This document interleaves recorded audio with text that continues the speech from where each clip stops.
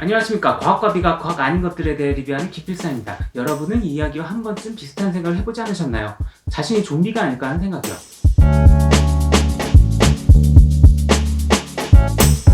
옛날에 우울한 남자가 살았습니다. 그는 우울증에 걸려 자살하고 싶었으나 가족이 슬퍼할 것을 알기에 실행할 수 없었습니다.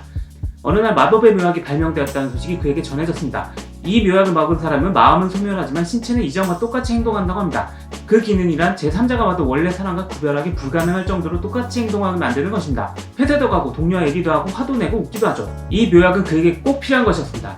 그는 다음날 약국에 찾아가서 바로 사 먹기로 결심하고 잠이 들었습니다. 그런데 전날 우울한 사람의 심정을 깊이 이해하고 있던 절친한 친구가 우울한 사람을 위해 약국에서 약을 샀습니다. 그리고는 우울한 사람을 위해 그의 집에 몰래 들어가 그에게 약을 주사했습니다.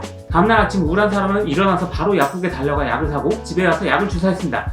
그리고 그는 화가 난 표정을 지으며 이렇게 외쳤습니다. 빌어먹어. 이 약은 아무런 도움이 되지 않아.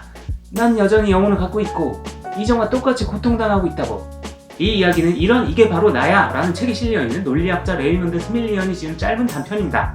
이 이야기에서 다루고 있는 주제의 핵심은 의식은 제3자의 관찰만으로 있는지 없는지 알기가 사실상 불가능하고 반드시 본인만이 알 수 있는 성질의 것이라는 점입니다. 자, 마음을 잃어버리게 된 주인공의 육체는 대체 언제부터 마음을 잃어버린 것일까요? 밤에 친구가 약을 놔주었을 때? 약국에서 산 약을 주사했을 때? 아니면 애초에 우리의 주인공은 우울한 척 행동하도록 프로그램되어 있는 마음없이 행동하는 좀비였던 거 아닐까요? 의식을 연구하는 심리학자들은 이 어려운 문제에 아주 오랫동안 봉착해왔습니다. 의식을 과학적으로 연구하려면 관찰이 필요한데 애초에 관찰이 불가능해요. 우리도 가끔 이런 생각 해보잖아요. 이 새끼 영혼 담고 말하나? 아예 영혼이 없는 거 아니야? 이 세상에 나만 영혼 있나? 캠브리지 대학교의 교수 니컬러스 험프리는 빨간고기 의식의 기원이라는 책을 통해 의식의 비밀에 대해서 아주 조심스럽게 접근합니다. 그는 일단 색깔 보기부터 출발합니다. 우리가 빨갛게 칠해진 사과를 볼 때 빨강이라는 색깔은 어떻게 만들어지는 것일까요? 물리학에서는 빨강이 700나노미터의 파장을 지닌 전자기파라고 설명합니다. 누가 몰라요? 전자기파 다 알잖아요. 맥스웰 방정식 다 안다고요. 파장이 700이건 700만이건 간에 왜 우리가 빨강이라는 느낌을 느끼냐고요. 빨강색을 감지하는 어플리케이션을 안드로이드 폰에 구현해볼까요? 후면 렌즈를 통해서 들어온 광자 중에서 700나노미터의 파장일 때만 레조넌스를 일으키는 CMOS 센서가 있고 빨강빛이 감지되면 FF0000이라는 16진스 RGB 신호를 발생시킵니다.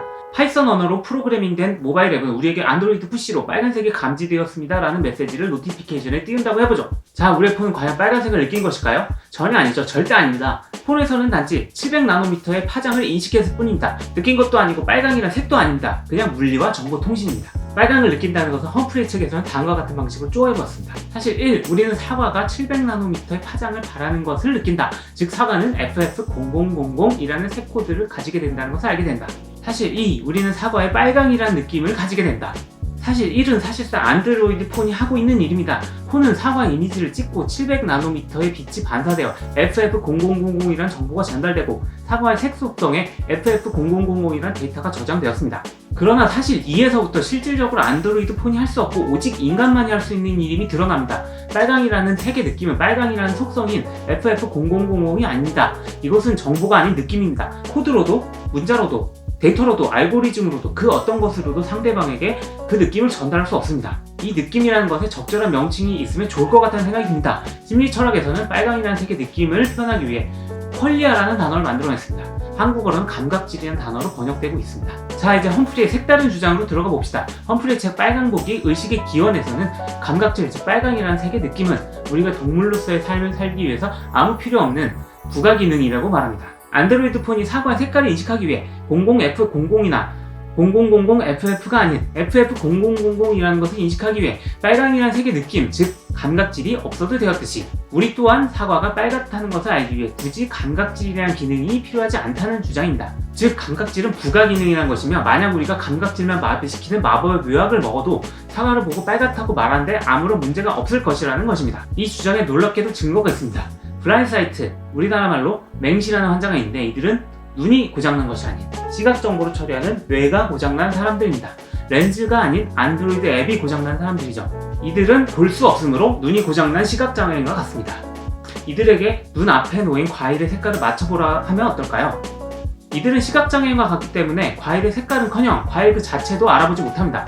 놀리는 겁니까? 어이없겠죠? 그런데 실험자가 계속 지속적으로 과일의 색깔을 맞춰보라고 조릅니다. 맹시 환자는 어이가 없지만 알았다고 하면서 보이지 않는 과일의 색깔을 추측합니다. 그들의 추측은 놀랍게도 잘 맞습니다. 즉 그들은 볼 수 있습니다. 볼 수 있으나 감각질이 없고 의식이 없습니다. 그들은 색깔에 한해서는 마법의 묘약을 먹은 것 같습니다. 그들의 뇌는 안드로이드 폰처럼 색깔에 대한 정보를 처리하고 있으나 그 색깔에 대한 느낌, 즉 감각질은 환자의 의식 그 자체에 이르지 못합니다. 다음 편에서는 이 맹시 환자가 본다는 것에 대한 신경학적 구조와 이 구조가 저번 편에 바른 마음에서 언급했던 감정과 이성의 관계, 그리고 생각에 대한 생각의 시스템 1, 시스템 2와 어떤 연관을 가지게 되는지를 얘기하겠습니다. 지금까지 빨간고기 의식의 기원을 인용해 말씀드렸습니다. 김필산이었습니다.